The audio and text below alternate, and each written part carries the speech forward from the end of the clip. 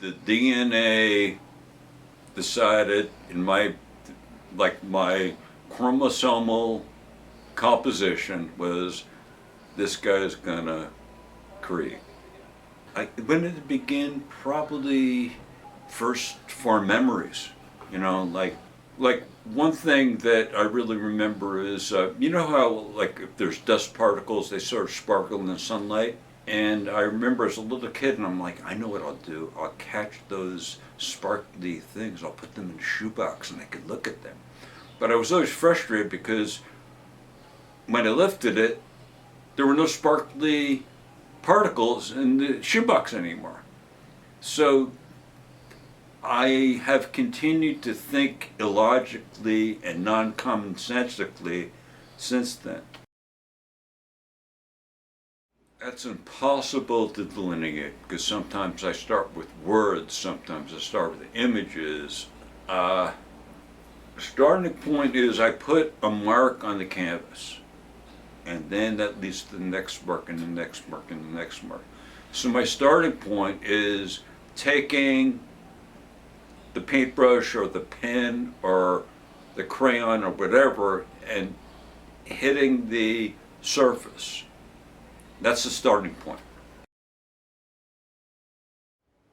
Joseph Albers, Basquiat, Brancusi, Caravaggio, Calder, Degas, Escher, Giacometti, Homer, Hopper, Jackson Pollock, Jasper Johns, Kandinsky, Klee, Leonardo, Modigliani, Mondrian, Manet, Monet, Man Ray, Picasso, Picabia, Rembrandt, Renoir, Warhol, Vermeer, Van Gogh. I could keep going, but I think, you know, that's who influences me. When the guy who did the GQ article, I was talking to him, he said, you know what I see you doing? I see like you go through a magazine to find collage stuff, and all of a sudden you'll see a picture, it'll make you kind of itchy. It's like anything, like certain music or certain taste in food or certain the way somebody looks that you find attractive. Why? Because you just do, that's why.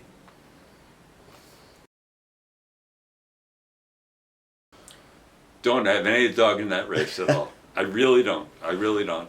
I don't have any expectations what somebody's going to get. Let them get. They're like, they'll see a picture and like, oh, this looks like John Kennedy, and I'm like, okay, fine.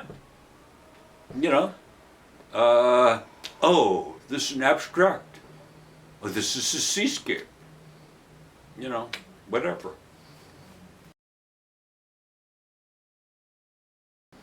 What did I think about the term outsider art? That's okay. No, it's okay. Here's what I think about it. If it works for people and they find it valuable to pigeonhole me as an outsider artist, I'm totally okay with that, you know? I think paradoxically, if you're a true outsider, you don't condone the label outsider. Is there a term that you think works better? No. You have to verbalize it somehow. We got to pick a word. If you're going to write an article about somebody and you write outsider artist, that's better than saying, I don't know what to say. The most recent thing that happened was I've been doing rugs, or I did a design for a couple of rugs, and I got approached again by the rug guy, and he wants me to design a rug.